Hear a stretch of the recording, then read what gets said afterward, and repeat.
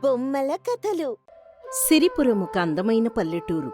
ఒకవైపు దట్టమైన అడవులు, మరొక వైపు మంచి నీటి నది, ఇంకొక వైపు అందమైన పొలాలు అన్నీ అల్లుకున్న అందమైన ఊరు సిరిపురం. అంగట్లో అన్నీ ఉన్నా అల్లుడి నోట్లో శని అన్నట్టుగా చుట్టూ ఇంత అందమైన ప్రకృతి ఉన్నా కూడా ఈ ఊరి పేరులో ఉన్న సిరి ఊళ్ళో లేకుండా పోయింది. ఆ ఊరిలోని ప్రజలు విపరీతమైన కరువు కాటకాలతో అల్లాడుతూ ఉన్నారు. ఆ ఊరి పెద్ద శివయ్య గారు ఊరి ప్రజలందర్నీ పిలిచి సమస్యల పరిష్కారం గురించి మాట్లాడుతూ ఉంటారు. గత 2 సంవత్సరాలుగా మన ఊరు తీవ్రమైన కరువుని ఎదుర్కొంటోంది. ఊరికి చేరువలో మంచినీటి నది ఉన్నా కూడా ఆ నీటిని పొలాలకు అందించలేకపోతున్నాం. ఆ నది నీరు పొలాల్లోకి రావాలి అంటే పంట కాలువలు తవ్వించాలి. అది చాలా ఖర్చుతో కూడుకున్నది. మన ఊరి పేరు మాత్రమే సిరిపురం, కాని ఊరంతా పేదరికంతో నిండిపోయింది. ఈ దారిద్ర్యం పోయి మన ఊరికి మంచి జరగాలని ఆ దేవుణ్ణి ప్రార్థిద్దాం.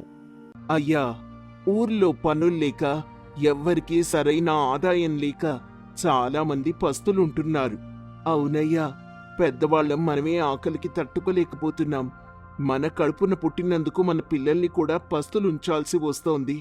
పిల్లలలా ఆకలి అని అంటూ ఉంటే గుండె తరుక్కుపోతోంది. అందరి పరిస్థితి అంతంత మాత్రంగానే ఉంది. ఎవర్నీ సాయం అడగలేకపోతున్నాం. ఈ కష్టాలన్నీ త్వరగా కడతీర్చమని ఆ భగవంతుణ్ణి కోరుకుందాం అని అందర్నీ అక్కడ్నించి పంపించేస్తాడు. ఊరి పరిస్థితి తలుచుకుని శివయ్య బాధపడతాడు. భగవంతుడా, భారం మొత్తం నీ మీదే వేశాం. మాకేదో ఒక మార్గం చూపించు. ఇంకా ఎంతకాలం ఇలా బాధలు భరించాలి? త్వరగా ఏదో ఒక మార్గం చూపించు తండ్రి అని భగవంతుణ్ణి వేడుకుంటాడు. అదే ఊర్లో రామయ్య అనే పేద రైతు ఉన్నాడు. అతని భార్య జానకి, వారికిద్దరు పిల్లలు. రామయ్య జీవనాధారం వ్యవసాయం. పంటలు సరిగ్గా పండక గత కొంతకాలంగా అతను కూడా ఆర్థిక ఇబ్బందులు ఎదుర్కొంటూ ఉంటాడు. ఒకరోజు ఇంట్లో రామయ్య అతని భార్య జానకి ఇలా మాట్లాడుకుంటూ ఉంటారు. ఏమండి, రాను మన పరిస్థితి చాలా దారుణంగా తయారవుతోంది. ఇంట్లో ఉన్న కాస్త గింజలు నిండుకున్నాయి. పిల్లల్ని చూస్తే జాలిగా ఉంది. వారిని ఇలా పస్తులుంచడం సరికాదండి. ఏదో ఒకటి చేసి వారికి తిండి పెట్టాలి. అవును జానకి, ఊళ్ళో పరిస్థితులు సరిగ్గా లేవు. వర్షాలు పడక పంటలు పండలేదు. ఊరికి చేరువలో నది ఉన్నా కూడా ఆ నీటిని మనం ఉపయోగించుకోలేకపోతున్నాం. మిమ్మల్ని పస్తులుంచడం నాకు చాలా బాధగా ఉంది. ఈ రోజు ఎలాగైనా మనందరికీ తినడానికి ఏదో ఒకటి తీసుకొస్తాను. ఎలా తెస్తారండి? ఊర్లో ఎక్కడా పనుల్లేవు. ఏం చేస్తారు? మాకోసం మీరు లేనిపోని అవస్థలు పడకండి. అది కాజానికి దగ్గర్లో ఉన్న అడవికి వెళ్ళి చూస్తాను. ఏ కాయో పండో దొరక్కపోదు. ఇలా మిమ్మల్ని పస్తులుంచలేను కదా అని చెప్పి నిదానంగా నడుచుకుంటూ అడవికి వెళ్తాడు. అడవిలో చూస్తూ తిరుగుతూ ఉండగా అతనికొక జామ చెట్టు కనిపిస్తుంది. చెట్టు దగ్గరికెళ్తాడు. చుట్టూ తిరిగి కొన్ని జామ పళ్ళు కోస్తాడు. ఆ భగవంతుడి దయవల్ల ఈరోజు నా భార్య పిల్లలకి ఆహారం దొరికింది. త్వరగా ఇంటికి వెళ్ళి వాళ్ళకి పళ్ళనివ్వాలి అని అనుకుంటూ తిరిగి వస్తూ ఉండగా దారిలో అతనికి బంగారు రంగులో బాగా మెరుస్తూ ఒక ఎద్దు ఎదురు పడుతుంది. దాన్ని చూసి అతను ఆశ్చర్యపోతాడు. అరే, ఈ ఎద్దు ఇంత అందంగా కనిపిస్తోంది. బంగారు ఛాయలో ఉంది. సాక్షాత్తు ఆ నందీశ్వరుడే ఎదురుగా వచ్చినట్టుగా ఉంది అని అనుకుంటూ ఎద్దు దగ్గరకొచ్చి దాన్ని చూస్తూ ఇలా అంటాడు. ఆహా, ఎద్దు చాలా బావుంది. వ్యవసాయానికి బాగా ఉపయోగపడుతుంది.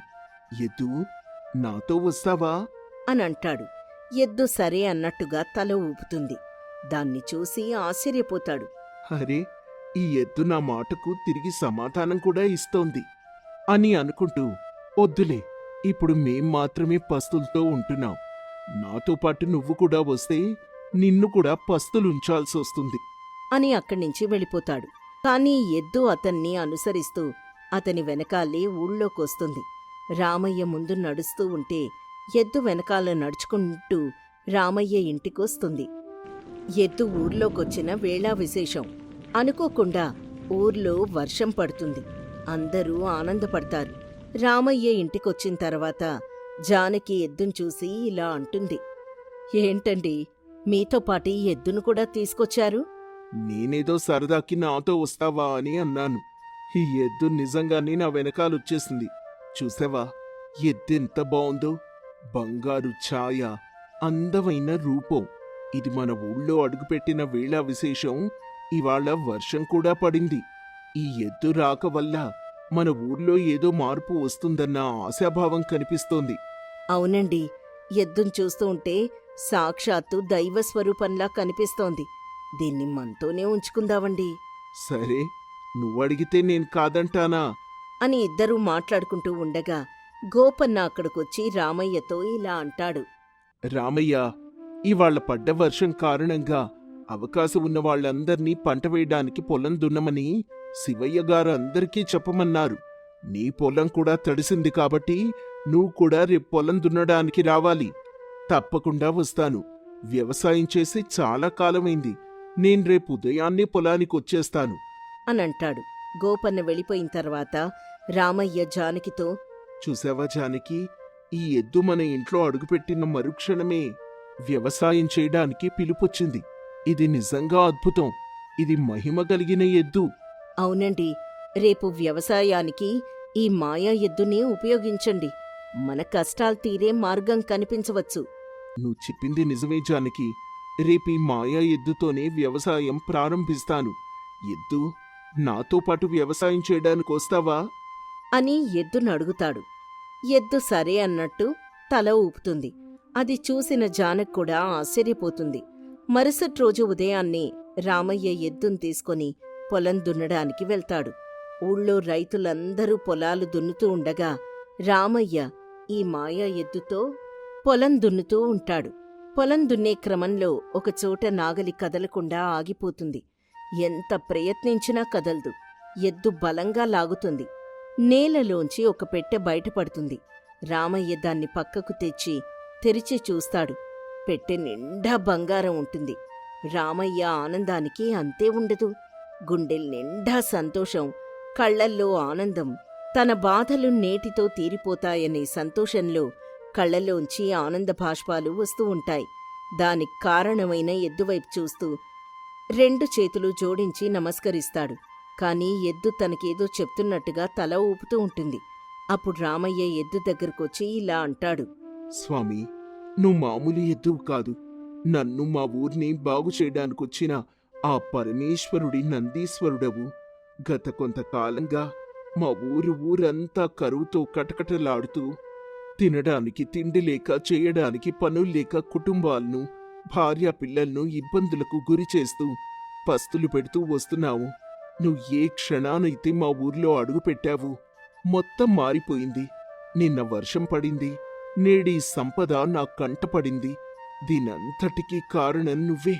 చెప్పు, దీన్నేం చేయమంటావు? నువ్వేం చెప్తే అదే చేస్తాను అని ఎద్దు ముందు నమస్కరించి నిలబడతాడు. ఎద్దు తనకేదో చెప్తున్నట్టుగా తల ఊపుతూ సైగలు చేస్తుంది. రామయ్య ఎద్దేం చెప్తుందో అర్థం చేసుకుని బంగారంతో నిండి ఉన్న పెట్టెని తీసుకుని ఊళ్ళోకి వెళ్తాడు. సరాసరి గ్రామ పెద్ద శివయ్య దగ్గరకు వెళ్లి అసలు విషయం మొత్తం చెప్తాడు. శివయ్య పంచాయతీ ఏర్పాటు చేసి ఊరందర్నీ సమావేశపరుస్తాడు. ఆ సమావేశంలో సిరిపురం గ్రామ ప్రజలకు శుభవార్త చెప్పడానికి ఈ సమావేశం ఏర్పాటు చేశాను. మన ఊర్ని కాపాడ్డానికి సాక్షాత్తు ఆ నందీశ్వరుడే మన ఊర్లో అడుగుపెట్టాడు. ఈ ఎద్దుని రామయ్య మన ఊర్లోకి తీసుకొచ్చాడు. ఈ ఎద్దు మన ఊర్లో అడుగుపెట్టిన మరుక్షణమే చాలా కాలం తర్వాత మళ్లీ వర్షం పడింది. ఈ రోజు రామయ్య పొలం దున్నుతూ ఉంటే ఈ కనకపు పెట్టె నేలలో దొరికింది. మన ఊరి కష్టాలు తీర్చడానికి ఆ పరమేశ్వరుడు ఈ నందీశ్వరుణ్ణి మన ఊరికి పంపించాడు. నేటితో మన ఊరి కష్టాలు తీరిపోనున్నాయి. అయ్యా, ఇదంతా నిజమా? నేటితో మన కష్టాలు తీరిపోతున్నాయా? మీరా మాట చెబుతుంటే నా కళ్ళు ఆనందంతో తడిసిపోతున్నాయి. నిజమే. రామయ్య తన పొలంలో దొరికిన ఈ బంగారు నిధిని మొత్తాన్ని మన ఊరు బాగు కోసం ఇస్తున్నాడు. తన స్వార్థం చూసుకోకుండా మన ఊరి బాగు కోసం రామయ్య చేసిన ఈ గొప్ప పనికి మన ఊరంతా రామయ్యకి రుణపడి ఉండాలి. నేను చేసింది కొంతే. ఇదంతా చేయడానికి గల కారణం ఈ నందీశ్వరుడు.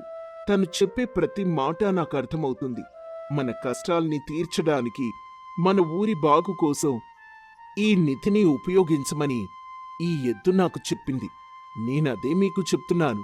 దీంతో నది నుండి మన పొలాల వరకు పంట కాలువలు నిర్మించమని, అలాగే ఊళ్ళో కరువుతో ఇబ్బంది పడే కుటుంబాల్ని ఆదుకోమని, ఇక మీదట మన ఊరికి ఎటువంటి కష్టం రాకుండా ముందస్తు చర్యలు తీసుకోమని ఇది నాకు సూచించింది.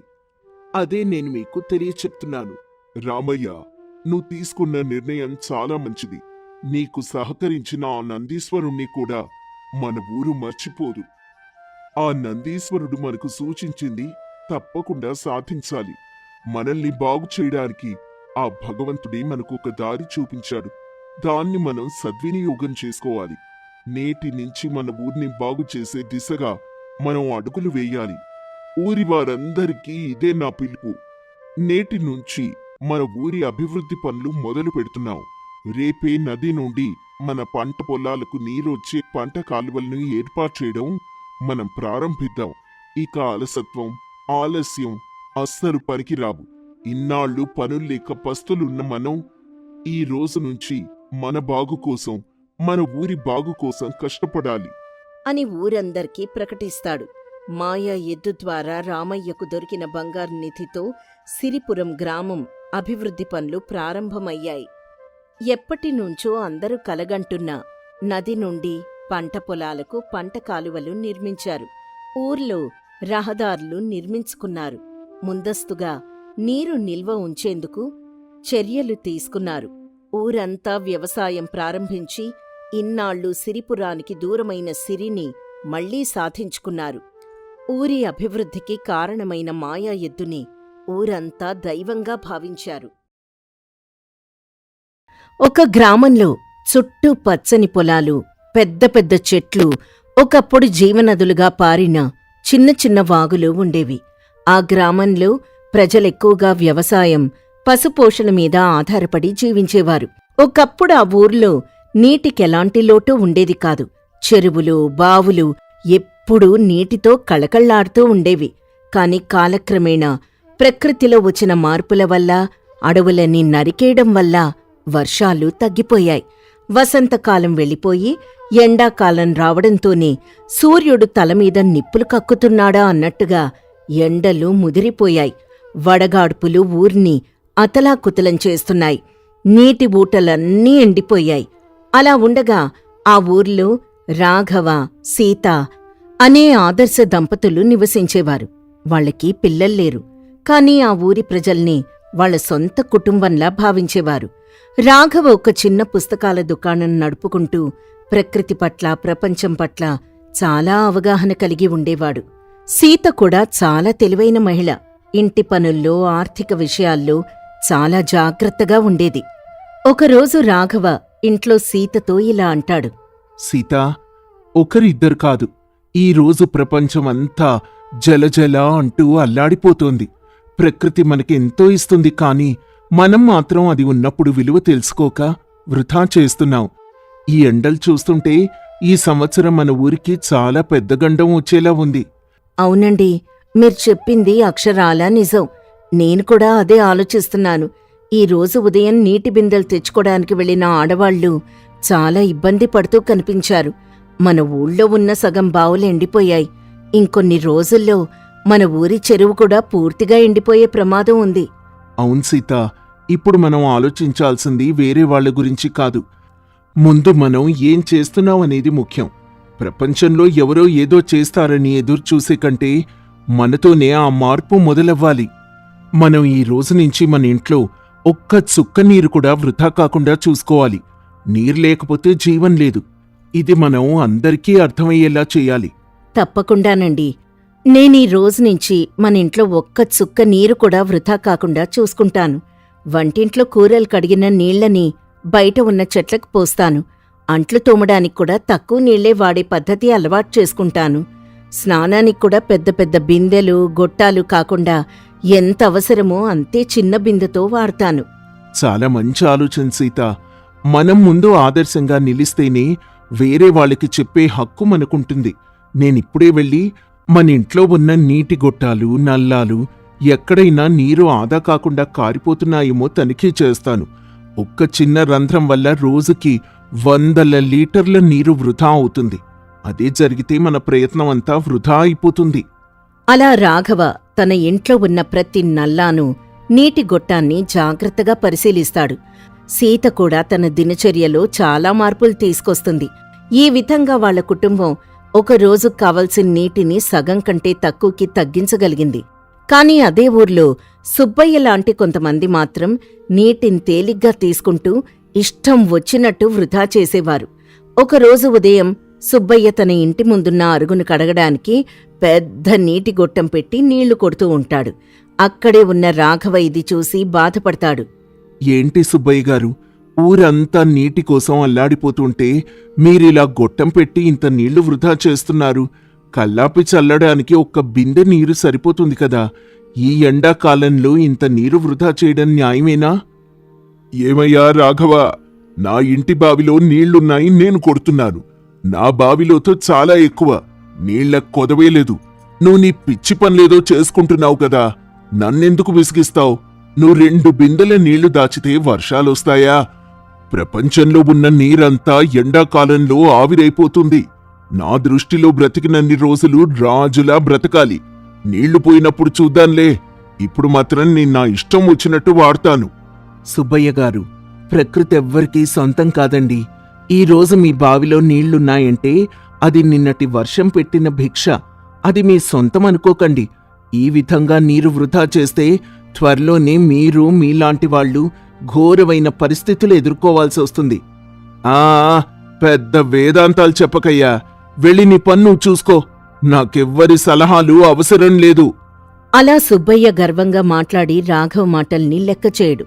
రాఘవ ఏమీ అనలేక మౌనంగా తన ఇంటికి వెళ్ళిపోయాడు. అయితే రాఘవ మాత్రం నిరాశపడలేదు. రాఘవ, సీత ఇద్దరూ కలిసి వాడిన నీటిని పునర్వినియోగించే విధానాన్ని వాళ్ళ ఇంట్లో సమర్థవంతంగా అమలు చేశారు. ఇంటి వెనక ఉన్న పెరట్లో మొక్కలకు నీరు ఆవిరి కాకుండా ఉండడానికి ఎండాకులు, గడ్డిని మొదళ్లలో కప్పారు. దీనివల్ల మొక్కలకు రోజూ నీళ్లు పోయాల్సిన అవసరం లేకపోయింది. అలా కొన్ని రోజుల తర్వాత ఊరి పెద్ద నీటి సమస్య మీద చర్చించడానికి ఒక గ్రామసభ ఏర్పాటు చేస్తాడు.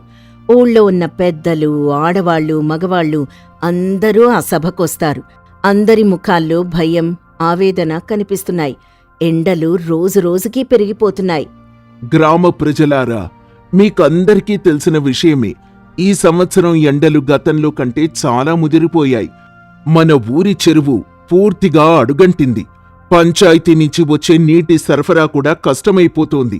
ఈ గండాన్ని మనం ఎలా దాటాలో ఎవరికైనా ఆలోచన ఉంటే చెప్పండి. అవును పెద్దగారు, మా ఇంట్లో ఆడవాళ్లను నీళ్లు తేవాలి అంటే 2 మైళ్ళు నడవాల్సొస్తోంది. ఆ ఎండలో నడిచి నడిచి మా ప్రాణాలు పోతున్నాయి. ఏదైనా కొత్త గొట్టబ్బావి తవ్వించండి, మేమింక ఓపిక పట్లేం. గొట్టబ్బావి తవ్వించాలంటే భూగర్భ జలాలు ఉండాలి కదా లక్ష్మి. ఇప్పుడు ఎంత లోతుకు తవ్వినా చుక్క నీరు పట్టంలేదు. భూమి కూడా ఎండిపోయి బీటలు వారింది. పంచాయతీ దగ్గర కూడా ఇంతకు మించి నిధుల్లేవు. మరి ఏం చేస్తాం పెద్దగారు? వర్షాలు పడకపోతే మనం మాత్రం ఏం చేస్తాం? లేదా మన అందరం ఈ ఊరు విడిచి పక్కనున్న పట్నానికి వలస వెళ్ళిపోవాల్సిందే. అక్కడైతే త్రాగడానికి నీళ్లైనా దొరుకుతాయి. అందరికీ నమస్కారమండి. అయ్యా, రాము చెప్పినట్టు ఊరొదిలి వెళ్ళిపోవడం సమస్యకు పరిష్కారం కాదు. మన ఊరు మన తల్లి లాంటిది. కష్టం వచ్చిందని తల్లిని వదిలేసి వెళ్ళిపోలేం కదా. సమస్య మన వల్ల వచ్చింది, పరిష్కారం కూడా మన దగ్గరే ఉంది. మనందరం కలిసికట్టుగా పోరాడితే ఈ సమస్యను అధిగమించవచ్చు. మన వల్ల సమస్య రావడమేంటి రాఘవ? ఎండలు కొట్టడం, వర్షాలు రాకపోవడం మన చేతుల్లో ఉందా? నువ్వు నీకు తెలిసిన సోదంతా ఇక్కడ చెప్పకు. ఎండలు కొట్టడం మన చేతుల్లో లేదు సుబ్బయ్య గారు. కానీ ఉన్న నీటిని వృధా చేయకుండా ఉండడం మన చేతుల్లోనే ఉంది కదా. మొన్నటి వరకు చెరువులో నీళ్లున్నప్పుడు ఎవరైనా జాగ్రత్తగా వాడారా? పశువులకు గంటల తరబడి స్నానాలు చేయించారు. నల్లాలు పెట్టి నీళ్లు పోయి రోడ్ల మీద పారుతున్నా ఎవ్వరూ పట్టించుకోలేదు. అరుగులు కడగడానికి బిందెలు బిందెలు నీళ్లు పోశారు. ఇప్పుడు నీళ్లు లేవని బాధపడుతున్నావు. తప్పెవరిదో కాదు, మందే. రాఘవ చెప్తోంది నిజమే. ఇప్పుడు మనం ఏం చేయాలో నువ్వే చెప్పు రాఘవా. ఇప్పుడైనా మించిపోయిందేమీ లేదండి. మన ఊళ్ళో ఉన్న ప్రతి కుటుంబం నీటిని ఆదా చేయడం మొదలుపెట్టాలి. చుక్క చుక్క కలిస్తే మహాసముద్రం అన్నారు పెద్దలు. మనం ఒక్కొక్క చుక్క నీటిని కాపాడగలిగితే మన ఊరి ప్రాణాలను నిలబెడుతుంది. మా ఇంట్లో నేను సీత కలిసి రోజుకి చాలా తక్కువ నీరు మాత్రమే వాడుతున్నాం. మిగతా నీటిని మొక్కలకు, వేరే అవసరాలకు పునర్వినియోగిస్తున్నాము. మీరు కూడా అలా చేస్తే ఈ ఎండాకాలం సునాయాసంగా భరించవచ్చు. అలా అనగానే రాఘవ మాటలు విన్న గ్రామస్తుల్లో కొంతమంది ఆలోచనలో పడ్డారు. కాని సుబ్బయ్య మాత్రం 100 మంది ఉన్న ఊర్లో ఒక్క నీళ్లు దాచితే ఊరంతా బతుకుతుందా అని ఎగతాళి చేసి వెళ్ళిపోయాడు. సభలో ఏ నిర్ణయం తీసుకోకుండానే అందరూ ఇంటికి వెళ్ళిపోయారు. అలా అనుకుంటూ మరో 1 నెల రోజులు గడిచాయి. ఎండలింకా భీభత్సంగా తయారయ్యాయి. ఊళ్ళో ఉన్న గొట్టబావులన్నీ పూర్తిగా ఎండిపోయాయి. ముసలివాళ్లు, ఆడవాళ్లు, మగవాళ్లు అందరూ నీర్లేక అల్లాడిపోయారు. సుబ్బయ్య గర్వం అణిచివేసే రోజొచ్చింది. అతని ఇంటి బావి కూడా పూర్తిగా ఎండిపోయింది. ఆఖరికి త్రాగడానికి కూడా ఒక్క చుక్క నీర్లేదు. సుబ్బయ్యకేం చేయాలో పాలుపోలేదు. అప్పుడు సుబ్బయ్యకి రాఘవ గుర్తుకొచ్చాడు. సిగ్గుపడుతూ రాఘవ ఇంటి ముందుకొచ్చాడు. సుబ్బయ్యతో పాటు ఊరి పెద్ద, రాము, లక్ష్మి ఇంకా చాలామంది గ్రామస్తులొచ్చారు.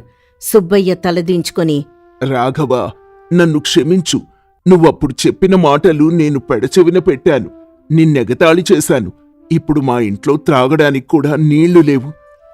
మా ప్రాణాలు మీ చేతుల్లోనే ఉన్నాయి. మీ బావిలో కాస్త నీళ్లున్నాయని తెలిసింది. మాకు తెలుసు మీరెంత జాగ్రత్తగా ఉన్నారు.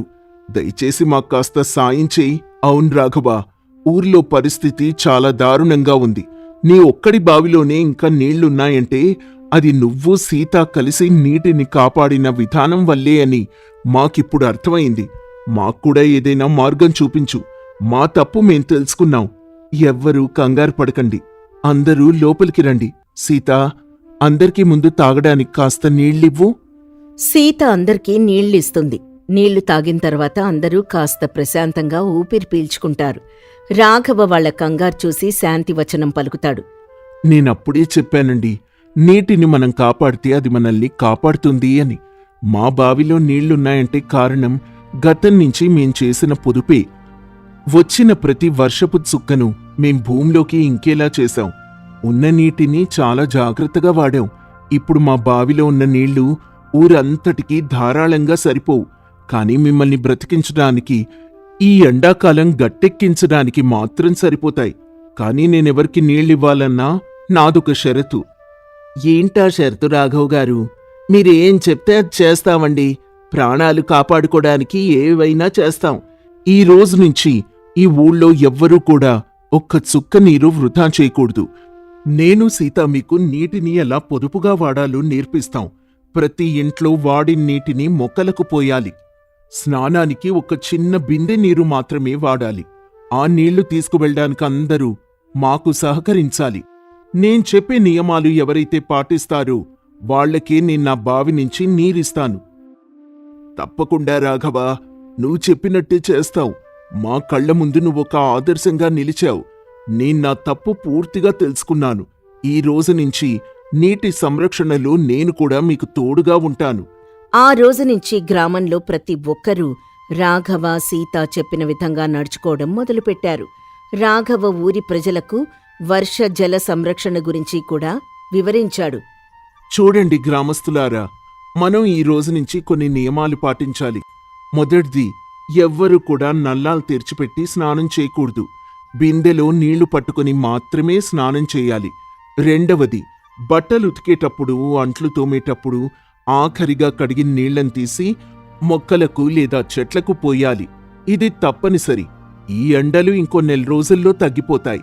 తర్వాత వర్షాకాలం వస్తుంది. వర్షాలొచ్చినప్పుడు ఆ నీరు మొత్తం వంకలకు, వాగులకు వెళ్లి వృధా కాకుండా ప్రతి ఇంటికి ఒక ఇంకుడు గుంట నిర్మించుకోవాలి. ఇంకుడు గుంట అంటే ఏంటి రాఘవ? అదెలా నిర్మిస్తారు? చాలా తేలిక పెద్దగారు. ఇంటి ఆవరణలో ఒక 3 అడుగుల లోతు, 2 అడుగుల వెడల్పుతో ఒక గుంట తవ్వాలి. అందులో పెద్ద రాళ్ళు, ఇసుక, కంకర వేయాలి. ఇంటి కప్పు మీద పడి వర్షజలం అంతా ఒక గొట్టం ద్వారా ఆ గుంటలోకి వెళ్లేలా చేయాలి. ఆ గుంట ద్వారా నీరు భూమిలోకి మెల్లగా ఇంకుతుంది. అలా చేస్తే వచ్చే సంవత్సరం మన బావులు ఎండిపోవు, మన భూగర్భ జలాలు పెరుగుతాయి. ఆడవాళ్ళందరూ వినండమ్మా. బియ్యం కడిగిన నీళ్లు, పప్పు కడిగిన నీళ్లు చాలా బలమైనవి. వాటి వల్ల మన ఇంట్లో ఉన్న పూల మొక్కలు, కూరగాయల మొక్కలు చాలా బాగా పెరుగుతాయి. మీరు కూరలు కడిగిన నీళ్లను, తొక్కలను పోగు చేసి బయట పారబోయకండి. ఇలా చేస్తే రోజుకి 10 నుంచి 20 లీటర్ల నీరు వృధా కాకుండా ఆపొచ్చు. మనం వండే కూరల కంటే ఆ నీరు మనకి ఇంకా ముఖ్యం. తప్పకుండా సీతగారు, మేం మీ మాట జవదాటమండి. మీ తెలివి మాకు కనువిప్పు కలిగించింది. అలా గ్రామ ప్రజలందరూ శ్రద్ధగా వాళ్ళ మాటలు విన్నారు. వాళ్ళు చెప్పిన ప్రతి విషయాన్ని తూచా తప్పకుండా ఆచరించారు. ఊళ్ళో ఉన్న ప్రతి ఇంట్లో ఇంకుడు గుంటలు తవ్వడం మొదలుపెట్టారు. రాఘవ కుటుంబం చూపిన మార్గంలో ఊరంతా ఒకటిగా నిల్చింది. రాఘవ తన బావిలో ఉన్న నీళ్లని చాలా పొదుపుగా ఊరంతటికీ పంచిపెట్టాడు. ఉన్న కొన్ని నీళ్లని అందరూ సమానంగా పంచుకొని ఒకరికొకరు సాయం చేసుకుంటూ ఆ కఠిన ఎండాకాలం నుంచి బయటపడ్డారు. ఎవ్వరికీ ఎలాంటి అపాయం కలగలేదు. అలా ఉండగా తొలకరి వర్షాలు పలకరించాయి. ఊరి ప్రజలు ఆనంద బాష్పాలు రాల్చారు. రాఘవ చెప్పిన విధంగా ప్రతి ఇంట్లో ఏర్పాటు చేసిన వర్షజల ఇంకుడు గుంటల ద్వారా వర్షజలం భూమిలోకి బాగా ఇంకింది. ఈసారి ఒక్క చుక్క నీరు కూడా ఊరు దాటి బయటికి వెళ్లలేదు. కొన్ని నెలల్లోనే ఊళ్ళో ఉన్న బావులు, చెరువు మళ్లీ నీటితో నిండిపోయాయి. నీటి మట్టాలు పెరిగి గొట్టబావులు మళ్లీ పనిచేయడం మొదలెట్టాయి. ఆ గ్రామం మళ్లీ పచ్చదనాన్ని సంతరించుకుంది. ఒకరోజు పెద్ద గ్రామసభ ఏర్పాటు చేసి రాఘవని, సీతని వేదిక మీదికి పిలిచారు. ఊరంతా వాళ్లకోసం చప్పట్లు కొడుతూ సంతోషంగా ఆహ్వానించారు. ఈ రోజు మన ఊరు ఇంత సస్యశ్యామలంగా ఉందంటే దానికి కారణం రాఘవ, సీతల కుటుంబం. వాళ్ళెండాకాలంలో తెలివిగా ఆలోచించి నీటిని పొదుపుగా వాడ్డమే కాకుండా మనల్నందర్నీ చైతన్యపరిచారు. మనం తప్పు చేస్తుంటే ముందుగా గుర్తించి సమస్య వచ్చినప్పుడు మనకు అండగా నిలిచారు.